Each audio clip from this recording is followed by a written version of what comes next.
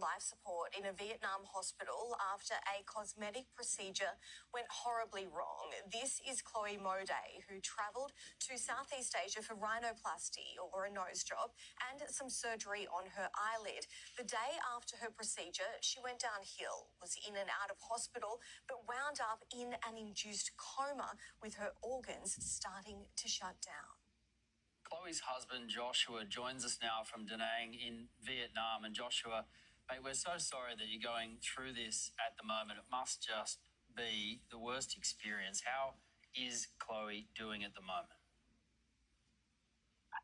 Day by day, she's out of a coma at the moment. She's responsive. She smiles. She nods her head and shakes at me when we talk, but still just day by day. She's still crucial and a critical condition. But, she's doing better than she was a week ago, put it that way. Oh, mate. I mean, we're just looking at video of her at the moment in hospital, tubes down the throat and hooked up to all sorts of life support machines there. Just tell us, how bad did it get at this point?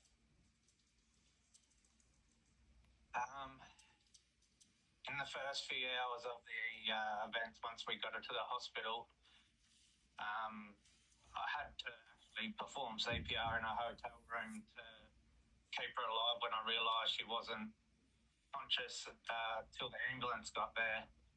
And that was enough in itself. But then when we got to the hospital, within the first couple of hours, they actually said she's not going to make it within the first day or two. So they started putting her body under cryo treatment to preserve her organs and stuff, and then they were wheeling her out of a machine, and Elijah and I were standing there. She had her hands over her head at the time, and from that point, 2 days after being pronounced dead, she woke up, and from that point on, she's had a pulse, she's had temperature in her body, and been fighting since. Oh my God. We saw in those pictures you and your little boy walking alongside her. That must mean the world to her to see her son. Do you have any idea what went wrong? There's still a big investigation going into it. At this point, obviously, she's had an operation. If she didn't have it, that wouldn't have happened. But at this point, they're not pointing the finger at anyone. It's still under investigation. She's obviously, her organs shut down, her body shut down completely. And, it's just been a roller coaster of medication and treatments to try to get her back to where she's healthy enough to hopefully get back to Australia. It must be a terrible nightmare to be in a foreign country under conditions like that. What kind of care is she getting at the hospital, and is she getting enough care? Is there any way that we can help? As far as the hospital goes, they've done an amazing job. They're they're there for us and for Elijah and for everyone really. But at the moment, she's doing dialysis every day. She's had different types of infusions. She's still on life support through ventilation.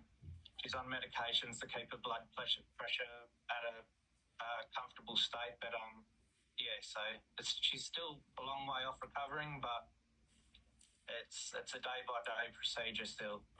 Joshua, you mentioned before that you just want to get her home to Perth. I'm assuming in her current condition that might not be possible, but in the least it would be incredibly expensive. It is incredibly expensive, and being the proud family that we are, we sort of didn't want to reach out or make anything social for almost 2 weeks, I guess, but her brother come over here to be with us and see how she's going, and we come up with the best plan for Chloe is actually to reach out for help, and he started a GoFundMe on her behalf, and it's been amazing support ever since, and it's incredible. She is able to fly under circumstances, but it has to be a medevac aircraft. It can't just be, an economy ticket home. Josh, we will put up the details for that GoFundMe account. What limit or what do you need to achieve to be able to get her home in that air ambulance?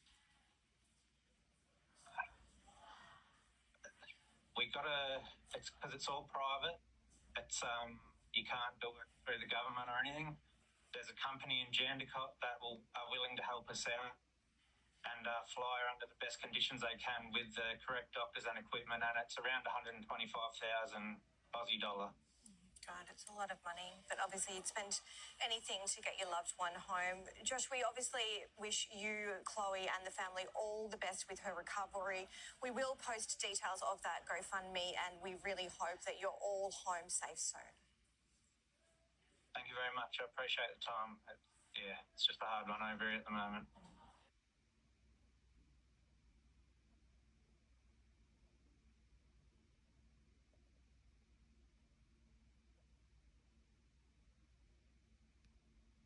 A mother of three is right now on life support in a Vietnam